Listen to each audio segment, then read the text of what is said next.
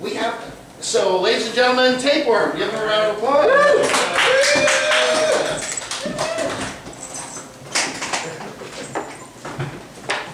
We like to put Tapeworm on to make sure that we have the right people in here. If anybody leaves, going screaming out of the building. Nice. We're going to the restroom. Yes. Where are you going? Where are you going? Just kidding. I said restroom. I said something else. You may go to the restroom. Anyone else want to try some stunt like going to the restroom? I'm leaving. I'll piss myself right now. Yeah. Thank you. Yes, I won't do that. I won't do that. No, it's already. We already had that on the stage here. Here. No, I don't want to. Have this. That's disgusting. Back that shit up. No, you want it. No, back that shit up, bro. That shit's Yeah, well, piss. I'll pay this.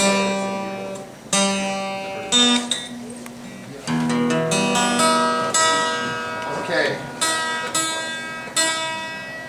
These are archival serial killer stories, right? Yeah. Oh yeah. Yeah. Yeah. Okay, here we go. What about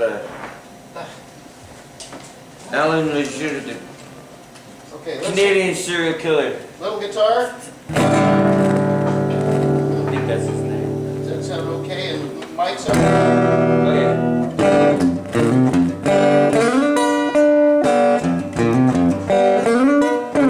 I made about halfway through this.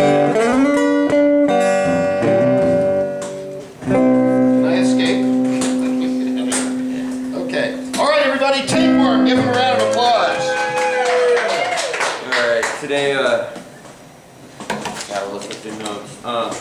Annie Flam was murdered by Alan Legier 34 years ago today.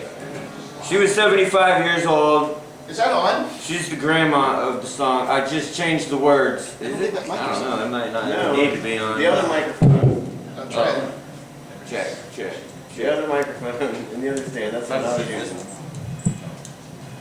This should work. Yeah. Sorry about that.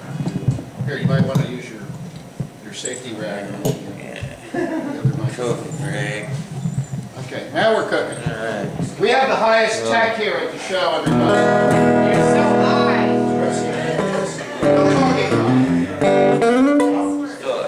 Annie Flam, 75-year-old. So I had to put grandma in the song. So I'm gonna probably forget the words.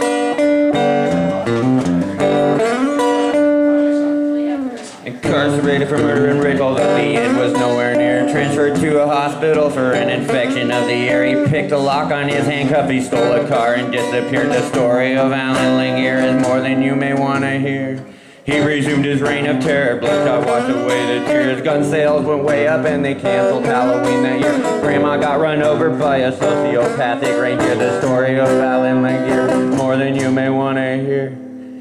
Dubbed the monster of the Merrick County, the name was the tear.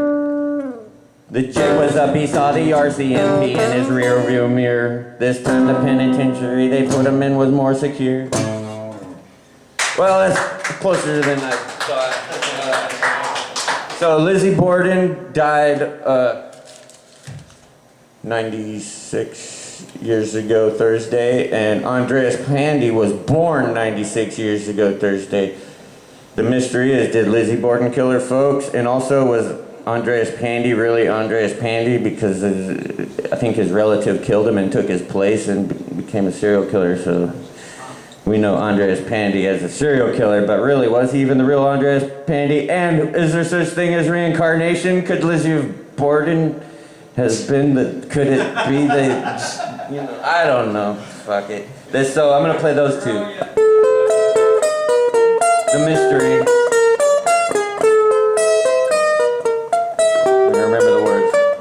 19th century in New England, dirt, the seeds of greed were sown. A house on 2nd Street with a pear tree, where the tension had grown. 1892 on an August morning, sanity itself was overthrown. 70-year-old Andrew had gotten rich to his daughter Lizzie. He seemed as stubborn as a stone. Abby was a stepmother and Lizzie hated her bones. What exactly happened that day will never be known. Was Lizzie so bored of living at home that she surprised Abby with a hatchet when she found her alone? One violent morning crime scene, no one else heard the first 19 blows from a hatchet. Abby falls to the rose drink carpet and the bloodstain grows. An hour later Andrew gets home to retire on the sofa. If asleep, was he awoken to his head being split open? When Lizzie supposedly found the body, she stayed composed while other people there were scared that the murderer might still be close.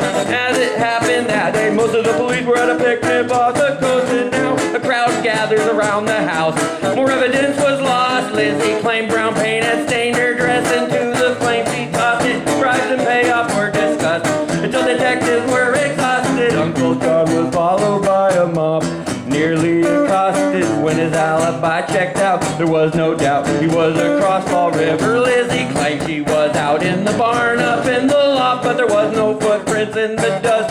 Soon Lizzie was a prime suspect. Her upper class supporters caused a fuss.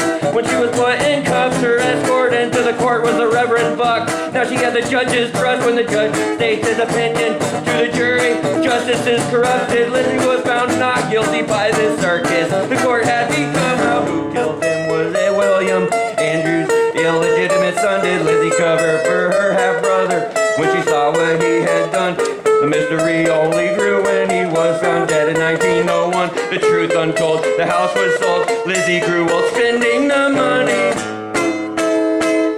Alright, now, Andreas Pandy. The respected Reverend Pandy was a monster. It happened somewhere, simply shot and cut up with help from his daughter Agnes. Others smashed with a hammer by the pastor. Even Agnes's own mother, stepsister, stepmother, her two brothers, and an unknown number. 666 feet under. How many were torn asunder and dissolved in acid? I wonder how many were shot or smothered by this holy Hungarian's hunger. Ashes, blood splatter walls. A freezer with some strange meat was discovered when Agnes broke down. The creepy family team was done for.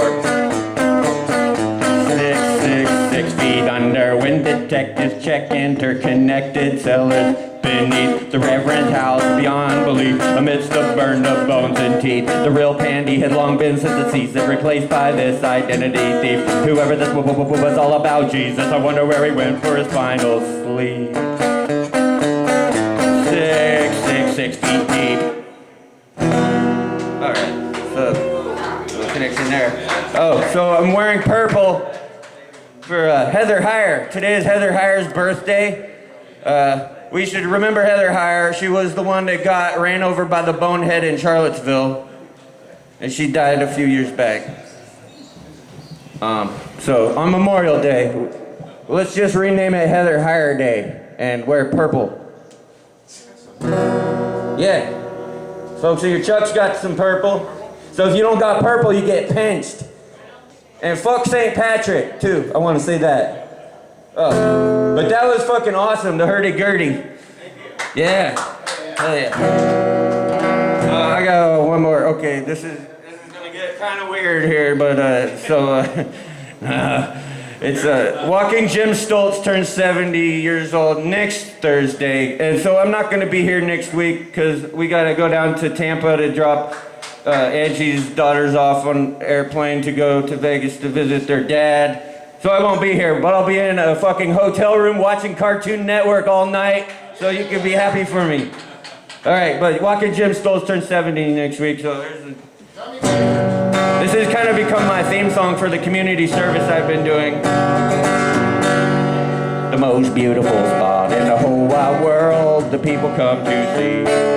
Cameras are clicking and tongues are ticking and everyone agrees. It's a special spot and it must be saved, this they all believe. But when the sun goes down and they go home, this is what they leave. Cigarette butts like a carpet of dust and they're scattered all over the place. 5 busted coolers and 3 old socks and 1 old box of cornflakes. A potato chip bag and a dirty rag and a jar of dippity-doo. 3 tongue wrappers and 20 paper cups and some melted ice cream too. Well, there was a man that we revered, we held him up so high. We built him a marble monument to mark him when he died. And the people still come from miles around to praise his good, proud name. My Aunt Croba, when they go, it's a doggone dirty shame. Cause there's bottles over here, and there's cans over there, and they're scattered all over the place. 12 newspapers and a yellow crayon, and a moldy moldy old chocolate cake. There's a spool of wire and a pair of pliers and a tube of Elmer's glue. 3 old tires and a ding-dong wrapper and a wad of toilet paper too. White trash, literally. Well, it's a space age, folks. Let's clean it up before we've gone too far. We've trashed the earth, now we're reaching for the stars. And when we get to the moon, I'll stay here, I got this beer in me. When we get there, I'll look around, and this is what I'll see. Cigarette butts like a carpet of dust, and they're scattered all over the place. 8 film boxes and 20 pop tops and 1 old box of toothpaste. A Doritos bag and a can of Raid and a worn out tennis shoe. 5 pop bottles and 20 beer cans and a dirty diaper too. All right, thanks for listening. I don't have a, I mean, I got a firecracker in my guitar case, but should I get it or? Yeah, you need to get it. Yeah? All right. All right, thanks everybody for coming. The Tabernacle, we're going to continue, but it's very important that everybody understands. One of the neat things that Tapeworm does is he likes to light a firecracker out of his mouth. And he's only blown his lips off a couple of times. Take her back. And so, and it's very suspenseful. If anybody can catch the lip, if it goes flying, try to catch it so we can get him over to Sham's. We have a doctor here. I know. All right. And I found this while I was picking up trash. I found this and it's got purple fluid in it. A purple lighter for Heather Heyer. Purple fire for Heather Heyer. Hallelujah.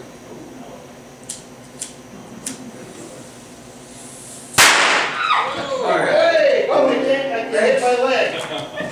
I got it. Well, that's part of the firecracker. Give a round of applause, ladies and gentlemen.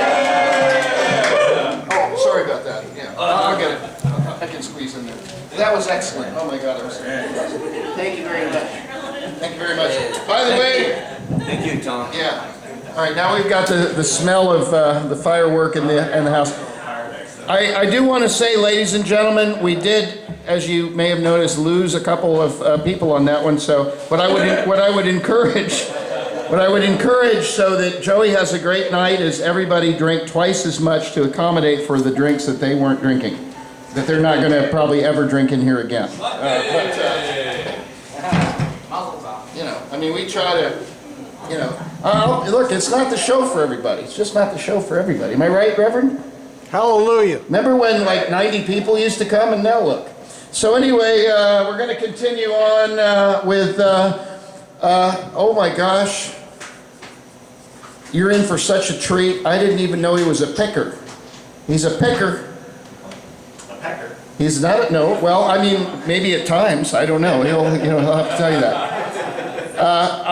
How did we meet, Tommy? I don't know. You just came to the show and you know, Tommy is in my phone book as Genius Songwriter Tommy. Okay? And I didn't even know he played the banjo until just about today. So ladies and gentlemen, please welcome to the stage, and you'll see I gave him the right name in the phone. The one and only Tommy. Give him a round of applause.